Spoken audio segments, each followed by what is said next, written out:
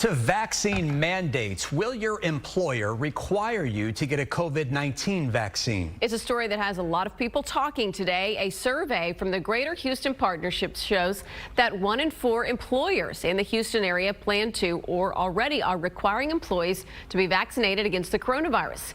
KPRC 2's Jacob Rascone spoke to several businesses and is joining us live now with the story. Jacob.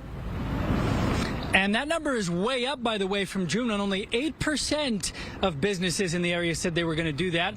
The Hobby Center behind me is one of those that is requiring the vaccines. Also, Camden, we talked to today, they own tens of thousands of apartment units.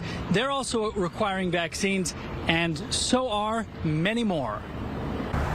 There are 1,700 plus employees at Camden, including between 500 and 600 in Houston, and they must all now be vaccinated. CEO Rick Campo. Fundamentally, we think it's the right thing to do, and it's all about a safe workplace. And we understand that vaccinations are what solves the coronavirus problem long term. In a June survey, the Greater Houston Partnership found that about 8% of Houston area businesses required at least some employees to be vaccinated.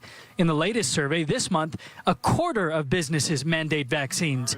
Greater Houston Partnership President and CEO Bob Harvey. We didn't expect to see a tripling, frankly, of the number of companies requiring the vaccine. So in that respect, we were surprised, and I would say we were pleasantly surprised. An additional 30% of the 147 respondents said they were considering a vaccine mandate in the near future. In fact, Campo says he's talked to a half dozen other CEOs just this week. So I think that we're on the cusp of having a lot of companies mandate vaccination. Of his 1,700 employees, 4 have quit over the requirement. Another 90 are undecided or so-called anti-vax.